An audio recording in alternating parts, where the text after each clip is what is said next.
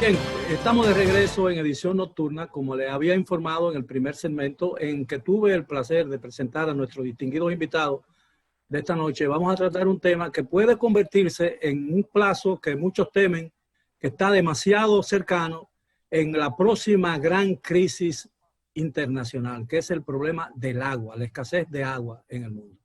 Y para ello contamos, las damas primero, por supuesto, de la licenciada Patricia Abreu, quien es directora ejecutiva del Fondo de Agua de Santo Domingo, y el licenciado y biólogo ecologista, director del programa central de Natural Conservancy para Cuba, República Dominicana, Haití y Puerto Rico, el licenciado Francisco Núñez. Buenas noches, gracias por aceptar nuestra invitación. ¿Qué tan cerca estamos nosotros aquí en República Dominicana de una gran crisis de agua potable? Patricia, las damas primero. Bueno, muchísimas gracias. Bueno, don Miguel, muchas gracias por recibirnos. Estoy honrada de estar aquí en este programa y del lado de nuestro colega y querido amigo Francisco Núñez de Nature Conservancy. A veces nos preguntamos si existe algo en el mundo que no esté impulsado por el agua, y realmente la respuesta es nada. O sea, todos los procesos productivos, lo que es la parte de agricultura, lo que es agropecuaria, lo que son las actividades inclusive turísticas, transporte y energía, dependen de una manera u otra del agua. Y de la forma en que vamos caminando y cómo estamos viendo el mal uso y sobreexplotación del recurso, entendemos que nuestro preciado recurso agua va a provocar una de las mayores crisis. De aquí a 50 años, o sea, a 30 años, aproximadamente en el 2050, las proyecciones muestran que el 40% de la población mundial va a vivir en cuencas hidrográficas con escasez de agua. Entonces se prevé que alrededor de 1.200 millones de personas que hay en la actualidad pasen a 1.600 millones de personas en el 2050, y esto supone un 20% de la población mundial que se verá afectada por esa escasez. O sea que realmente sí, la escasez de nuestro preciado recurso agua es la próxima crisis. He leído que el agua en el planeta Tierra es el recurso más abundante. Sin embargo, apenas un 25 o un 15% de esa agua es potable, ¿no? Apta para el consumo humano. ¿Es cierta la información o estoy equivocado? Leí el libro no indicado. Bueno, yo creo que es menos que eso, porque la gran masa de agua del planeta es agua salada, son los mares.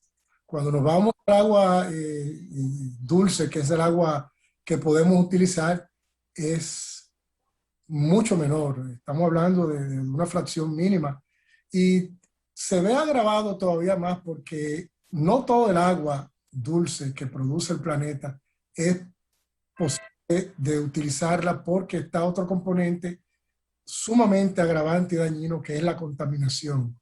El agua contaminada no se puede utilizar. Entonces, aún sea agua corriendo en un río, si los niveles de contaminación son muy altos, ese es un agua que no sirve para el uso humano. Y peor aún, tiende a llegar al mar y a degradar las condiciones de los sistemas marinos, costeros marinos. Entonces, es una fracción mínima del agua del planeta lo que se puede utilizar con fines de abastecimiento de los humanos. ¿Hay un inventario de esa agua potable de ríos en la República Dominicana actualizado realmente? Decir actualizado es un término que yo creo que es muy categórico. Bueno, se lo pregunto porque yo recuerdo perfectamente que en mi adolescencia, cuando yo estudiaba, ¿no?, en la secundaria, y que dábamos geografía, se mencionaban mucho los ríos dominicanos, pero muchos de esos ríos ya no existen realmente. Bueno, nosotros estudiamos, en mi época, con la geografía de La Fuente, del padre La Fuente, donde estaban muy bien descritos los ríos de la República Dominicana. Recuerdo perfectamente. Pero hay que entender que cuando hablamos de los ríos están estratificados. Y usted tiene los ríos de la alta montaña, que son pequeños arroyitos, y son todas estas sumas, como las dendritas en el cerebro, que se van uniendo y crean ese gran caudal de agua que uno ve luego y llama ríos. Entonces, los grandes impactos que estamos teniendo en nuestros ríos, y a su vez se traducen en los bajos caudales, es precisamente en la parte alta, en los nacimientos de los ríos. Esas nacientes en los arroyos cristalinos que estamos acostumbrados a ver en las montañas, cada vez son menos, porque hay una antropización y un uso insostenible de los sistemas de montaña, y eso está creando graves problemas. Y no hablo de un año ni de 10 años, hablo de más de un siglo de un uso intensivo de nuestros recursos naturales, lo que hoy en día estamos mirando el resultado y estamos cosechando las consecuencias negativas de esa degradación del sistema de los ríos de montaña. Francisco, y yo le agregaría también, don Miguel, el tema, la situación que tenemos también con nuestras fuentes de aguas subterráneas, que en su mayoría están sobreexplotadas, pero a la vez también están afectadas por intrusión salina. Entonces, para poder convertir esa agua que tiene ya un alto grado de salinidad en agua potable para uso humano, hay que comprar, o sea, hacer inversiones en plantas desalinizadoras que son muy costosas y que pues elevan mucho el precio del acceso al agua. Entonces, también eso es una situación, además de todo, del poco porcentaje que puede utilizarse de agua dulce, que creo que es aproximadamente el 3% de toda la tierra, del porcentaje de tierra, digo, de agua que es dulce en la tierra. A la vez, si a esto le agregamos la contaminación, como dice Francisco, y la intrusión salina que tienen nuestra agua subterránea, y también que todas las capas de hielo se están derritiendo por efecto del cambio climático, tenemos un gran problema en nuestras manos para el futuro. Ahora, ¿tiene el país o hay en el país, en cualquier esfera, en la esfera privada, en la esfera oficial, verdadera conciencia de la amenaza que se cierne en el corto plazo? Porque estamos hablando de 30, 40 años. En la vida de una nación es un corto plazo, ¿no? Quizás para muchos de nosotros no lo sea, especialmente para mí, que ya yo he cumplido una parte importante de mi ciclo. Pero ¿existe en el país verdadera y real conciencia de la amenaza que se cierne sobre nosotros cuando comencemos a padecer los efectos de una escasez de agua potable? ¿Estamos haciendo algo para remediar eso y para encararlo con suficiente antelación? Yo entiendo que hay una conciencia real en las estructuras gubernamentales, en el sector privado, a nivel de la nación, porque la gente está viviendo día a día. Cada vez que vienen los periodos de sequía son cada vez más prolongados y los problemas que se les generan a los dominicanos son serios. Ni hablar las grandes sequías que han ocurrido en el noroeste, que han tenido un costo económico sumamente elevado. Pero aquí se han hecho los estudios del lugar, no solamente nuestra organización, que para la creación de los fondos de agua Santo Domingo y Yaque del Norte, del cual quisiera que nos permitiese la oportunidad de hablar en breve cuando entremos en el sector privado, se hicieron estudios de los potenciales impactos del cambio climático, algo que tal vez no todos lo aceptan, pero es una realidad que vivimos todos los días. Y también el sector gubernamental tiene sus estudios y saben bien, todos estamos conscientes del impacto que vamos a tener en las próximas décadas. Pero hay veces que uno tiene conciencia de una realidad y de la amenaza que esa realidad representa. Y incluso lo habla, lo recrea, lo trata a menudo, incluso, pero no toma una acción. Y lo digo porque en el Congreso de la República Dominicana hay un proyecto de ley, un código de agua que está durmiendo el sueño eterno en el Congreso y no se termina de aprobar. Entonces eso significa que a pesar de que se habla mucho del tema, teniendo un instrumento a mano, realmente no se apela a él para tratar de preparar al país para cuando ese difícil momento pueda llegar. No, yo puedo decirle que se han hecho esfuerzos en la pasada gestión del gobierno dominicano y en la actual gestión. El agua ha estado dentro de las prioridades del gobierno. Lo que hay que ver es dónde se han estado realizando las inversiones y el impacto que han tenido esas inversiones, que son los temas que nos quedan por analizar y le corresponde a las autoridades hacer ese tipo de análisis, porque no todas las cuencas productoras de agua juegan el mismo papel, tienen el mismo rol. Usted puede invertir en una cuenca de montaña cuyo aporte de agua es mínimo y hay otras cuencas que tienen mayor prioridad e importancia. Principalmente en nuestro país la cordillera central es crítica y por eso hay una iniciativa público-privada que son los fondos de agua. Hay uno en Santo Domingo y hay otro en Yaque del Norte. Y Usted dice que es crítica en la cordillera central por la deforestación. no, porque es donde están las principales fuentes productoras de agua. Recuerdo que se le acuñó el término de madre de las aguas por la gran cantidad de ríos y el aporte de esos ríos. Van a las principales presas hidroeléctricas y los principales acueductos del país. Nutren a las principales ciudades, Santo Domingo, Santiago, toda una serie de ciudades de un rango menor, pero que tienen una gran cantidad de habitantes, San Cristóbal, por poner un ejemplo.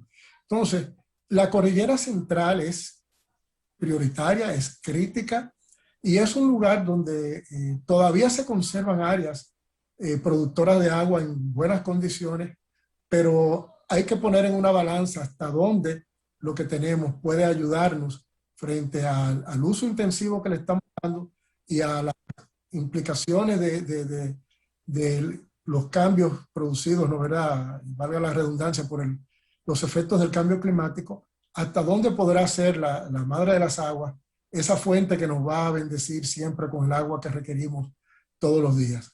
Es ahí donde está el problema y los pronósticos señalan de todos los estudios que se han hecho, y les digo, todos coinciden, hay varios desde el punto de vista hechos desde los sistemas e instituciones gubernamentales como organismos académicos, organizaciones como The Nature Conservancy, todos coinciden en que vamos a tener problemas. Ya estamos teniendo problemas en la región noroeste y en las ciudades, en muchas de las ciudades, cuando hay sequías prolongadas, y hay que acelerar la inversión en la recuperación de las cuencas. ¿Qué porcentaje del agua que cae de los cielos, ¿no? De lluvia, el país logra conservar?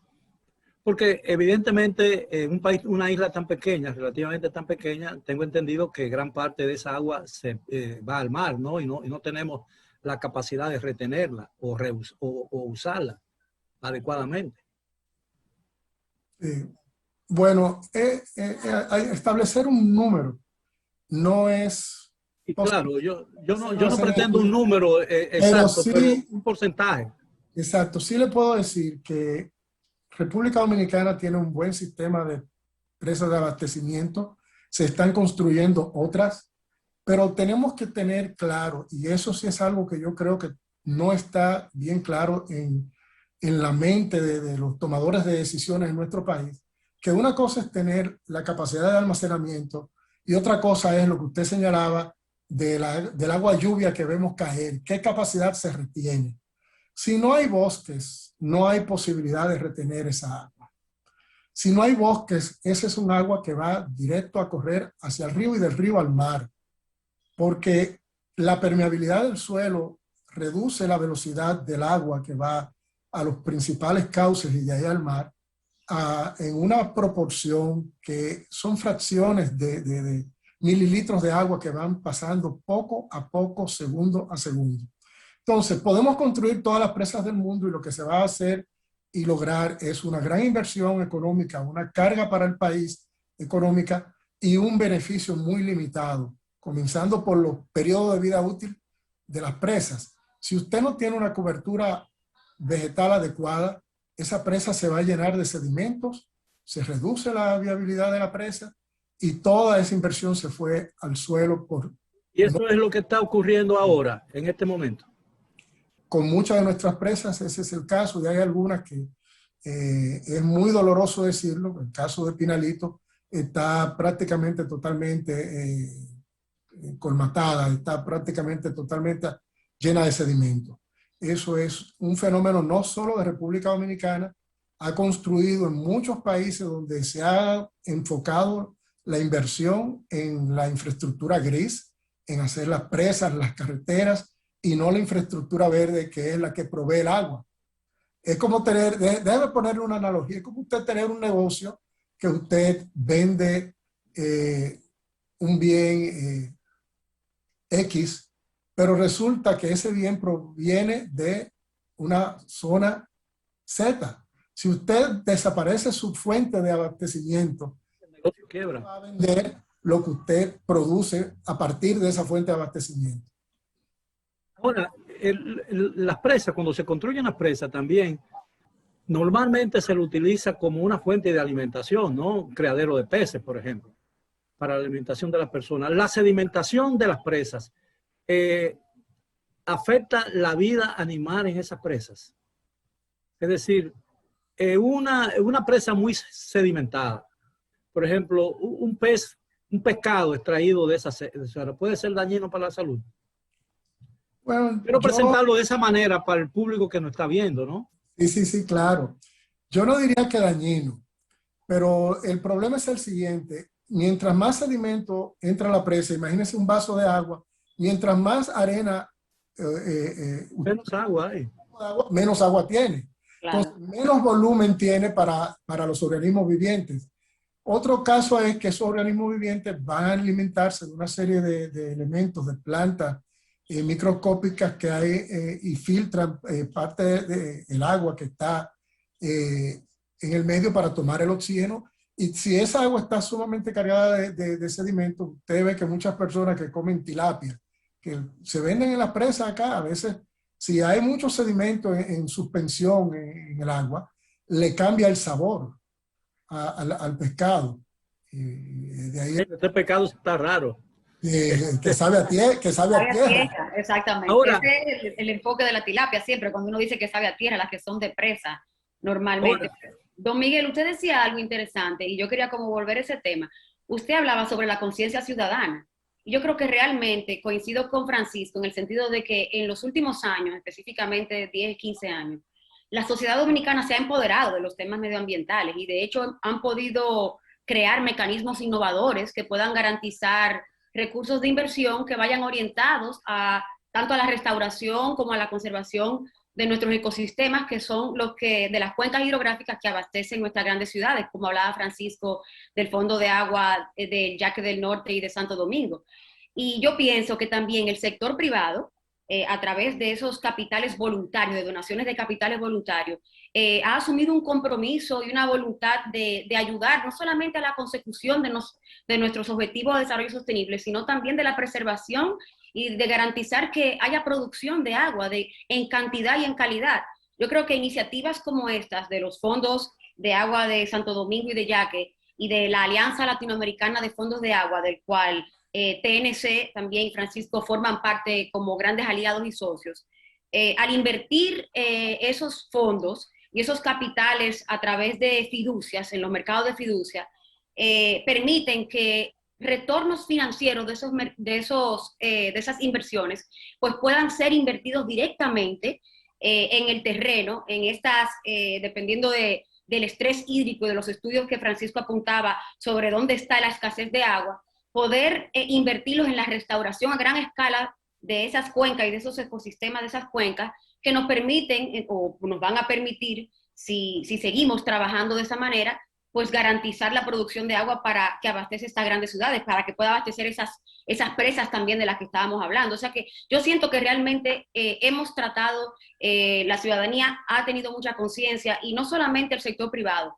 sino también el Estado, a través del Ministerio de Medio Ambiente, a través del Ministerio de Economía, Planificación y Desarrollo. O sea, la creación de una mesa del agua que coordine el agua es un paso firme de avance también. Creo que durante el cuatrenio pasado estuvo también el cuatrenio del agua. O sea, no es casualidad que tanto el sector público como el sector privado pues se hayan abocado a darle la importancia que requiere este preciado recurso para nosotros. ¿Qué posibilidades tiene el país de que gran parte de las aguas que lo rodean puedan ser procesadas en un proyecto grande de desalinización del agua para encarar, como una forma de encarar un camino, una vía, no única, por supuesto, para encarar potenciales escasez de agua graves que pongan en peligro la existencia humana en la República Dominicana y que grandes concentraciones de personas, es decir, asentamientos humanos, padezcan una grave crisis de agua que prácticamente provoque una pandemia peor que la que estamos sufriendo en la actualidad, porque sabemos que la escasez de agua en algunos continentes como África ha provocado más muerte que todas las pandemias juntas. Así es. El agua ha sido determinante. Hay civilizaciones, si vemos, si nos ponemos a ver la historia, hay civilizaciones que han desaparecido simplemente porque sus fuentes de agua se agotaron o han tenido que moverse a otro lugar. En el caso de la desalinización, Israel tiene grandes centros de desalinización del agua. Sí, pero le voy a explicar algo. Lo primero es el costo y qué cantidad de agua se produce a través del proceso de desalinización sumado al costo que tienen. Y cuando hablo de la cantidad de agua... Pero el insumo es gratis, ¿no? Sí, pero cuando hablo de la cantidad de agua y el costo, lo digo porque hay un problema cultural también de por medio. Imagínense, y esto es algo que es una crítica a todos nosotros los dominicanos, la gran cantidad de agua que aquí se desperdicia, porque no hay control. Y eso es algo cultural que tenemos que ir pensando también cómo cambiar, porque no hay una conciencia plena de que el agua es un bien que no es infinito, aunque la vemos caer del cielo. Esa agua que cae del cielo no está disponible en su totalidad y se pierde una gran cantidad. Entonces, Israel ha logrado ese proceso de adaptarse a la desalinización, pero son muy comedidos en la cantidad de agua que utilizan y tienen los medios para cubrir esos costos. Aquí Dominicana es... El riego por goteo, que ha sido parte de su éxito agrícola. Estrategia, sí. Pero nosotros somos bendecidos por Dios, créalo. Esa cordillera central es la madre de las aguas. Lo que tenemos que hacer es garantizar nuestros bosques, porque esa es la fuente de producción del agua. El agua, mucha gente cree que al abrir la llave y ve el chorro de agua caer, cree que esa agua está siempre ahí. Y si no tenemos la fuente productora, no tendremos agua en las llaves. Esperando que el calentador, cuando se va uno a bañar, esperando que el calentador tibie el agua, ¿no? Sí. Yo tengo una pregunta, pero vamos a hacer una pausa, pero vamos a regreso a comenzar con ese tema. Pero la voy a anticipar, es decir, de los 4 países que usted ha mencionado, sobre Cuba, República Dominicana, Puerto Rico y Haití, evidentemente por compartir una isla tan diferente, los 2 países que lo ocupan, que es la isla de la Española, con un nivel de desierto tan avanzado como es Haití, probablemente vamos a tener que compartir en un momento de crisis la poca agua que estará disponible con 2 naciones con una alta explosión demográfica como es Haití y la República Dominicana. Vamos a hablar de ese tema cuando regresemos después de la pausa.